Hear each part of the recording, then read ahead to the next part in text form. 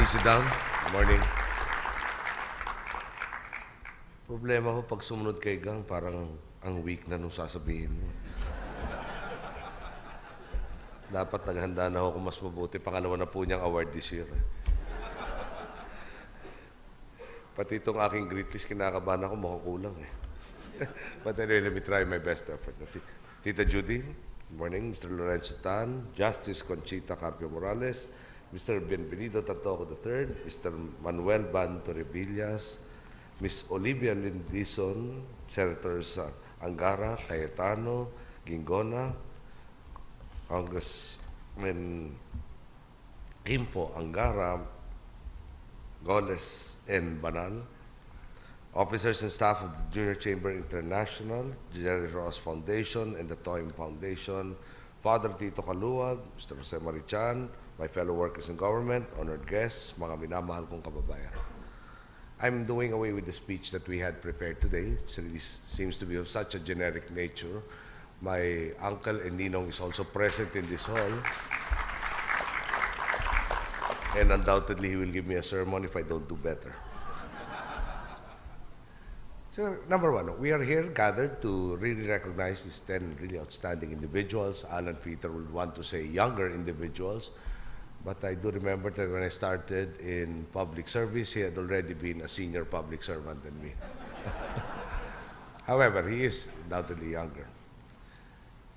All of these people in their chosen careers had, as Gang would say, made decisions. These decisions affected others. They could have said, let us just maintain the status quo. I am comfortable. Why do I need to be concerned with others?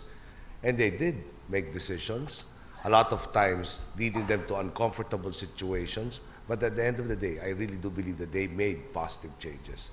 I do remember that when it was my father's time, he and President Ramos, if I'm not mistaken, were both of the same batch. And if I'm not mistaken, there is this, I assume, a newspaper clipping with all their pictures that it has a prominent position in my dad's commemorative wall in our house. And one has to wonder, no?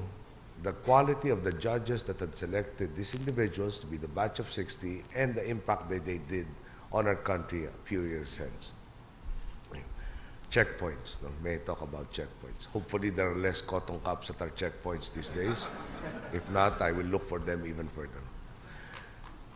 As far as checkpoints are concerned, I guess the only parameter that I do have, and when I accepted the challenge to run, was simply put, will I be able to affect a change? Can I focus the people's energies to really transform that which you already have? And if not, if I couldn't convince myself, then it would be useless. Inspiring people to dream only to have those dreams falter. And to that end, we are trying, we have been trying, and I think we will be succeeding, even by next year.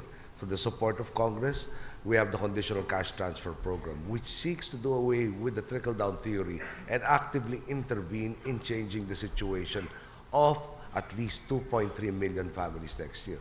We are not idealists who have our heads up in the clouds at all times. No? We do have a program to ensure that the 2.3 million will get their needed assistance and helping hand at this point in time without, as much as possible, providing, shall we say, leakages within the system that dilutes its intended purpose. We are hoping that this intervention will be an investment for the future because the condition has a very large portion keeping their children in school. We put them in schools, not just as mere numbers, but also with an improved curricula that makes it a very good opportunity for them to actually learn instead of just reporting statistics that so many had gone through grade 1. We will add years to our basic education program, prevent the creation of problems that have to be taken care of at higher levels of learning. We admit there are so many changes that we want to do. There are many who would, well, perhaps not that many, but there are those who have benefited from the status quo, who would want to preserve the status quo, who are doing their utmost to derail all of our activities. Therefore, the checkpoints, the parameters, the values, the realizable results have to be very, very clear in our mind. The Cabinet has been meeting since the start of, the end of November and the start of December to precisely lay out to our people all of the guideposts by which we believe we should be measured with, and by which we hope to continue and finish a substantial portion of the transformation process within the next 6 years.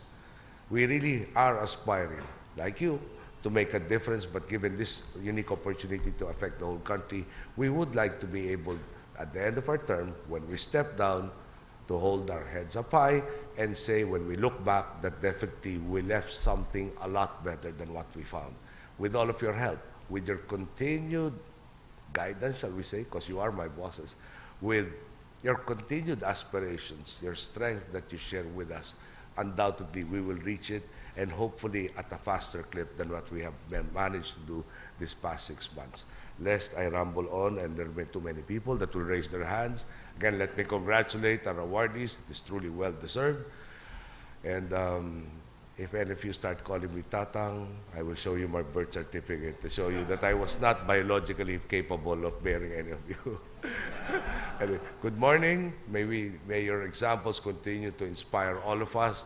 Undoubtedly, the people you have affected have had a better life because of it. Hopefully, we can effect better changes for more of our people in the coming days. Thank you. Good morning.